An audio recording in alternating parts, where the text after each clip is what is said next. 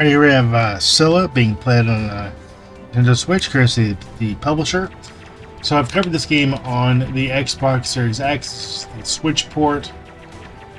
This is a shmup that plays surprisingly well on Switch. I mean, it's a 2D shmup, so you know, why wouldn't it really?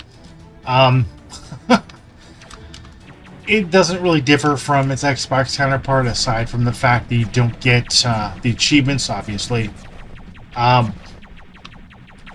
it plays well enough. Probably not a bad game at all. I don't think it's as smooth on the Switch as it is on the Xbox Series X. I think it's a bit smoother on the Xbox Series X. I think the frame rate's slightly higher. At least it feels that way.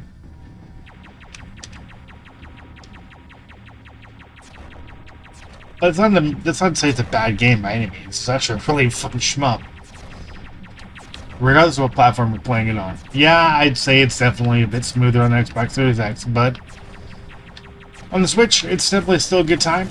And the bonus here is you can play it portably. You can play it anywhere you want, so there is a bonus there with that. And I don't think I mentioned it in the previous review, but lack of multiplayer kind of sucks. Given the fact that you have two different ships, you would think you'd be able to play multiplayer. You can't. It's a single-player only experience, which I think really kind of hinders the game a little bit there. I think it's kind of a missed opportunity. I think there should have been a multiplayer option for this game. I think it would have done really well as a multiplayer experience. But, I mean, the cutscenes are great. They have, like, comic book quality or comic book art style to them. And, you know, the music's great. The gameplay is spot on. It's a great shmup. I did mention in the previous review on the Xbox Series X that the way they handled the weapon system is not ideal. And I definitely agree. Still with that, with that time I spent between these two platforms with this game, they should have handled the weapon system a lot differently.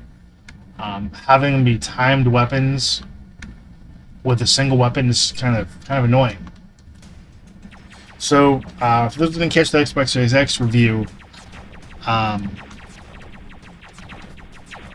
with this game, your weapons you pick up are timed. So if they pop up on the screen and you happen to get one of them, you hit the Y button to activate the power up, and it's a timed weapon. Or it might be a health item you use. Now, health items obviously are instant use, so they're not going to be a timed item. But the slot out of time power up, the different weapon option power ups, those are all timed weapon or they're all timed items. So if you get like the 3-shot item, 3-shot weapon, and you activate it, you get it for so long, and then you go back to your basic gun. With the slow down time, obviously you use it and you have slow time for, you know, a limited time period. Which, I mean, with that is to be expected, but I think they should have gone with a permanent weapon upgrade until you die, instead of making it rely on a time-based mechanic. And again, the lack of multiplayer really kind of sucks. I really wish there was a multiplayer aspect of this game. I think it would have made the game a lot better. Especially considering you have a ship helping you constantly. So it's like, why wouldn't you implement that as a 2-player option? Definitely a missed opportunity there for sure. But the game plays relatively well on Switch. I do like it on Switch. I like the fact it's portable. I like the fact there's no more hindrances between the two platforms. They have the same issues, so there's a plus there. Outside of the slight performance boost you're going to get the Xbox Series X, you're going to get the same experience regardless of whether you get it on Switch or any other platform. I'm going to go in the review here. I want to thank the publisher and developer for the opportunity. Thank you for watching. Thank you for subscribing. As always, until next time, take care and happy gaming.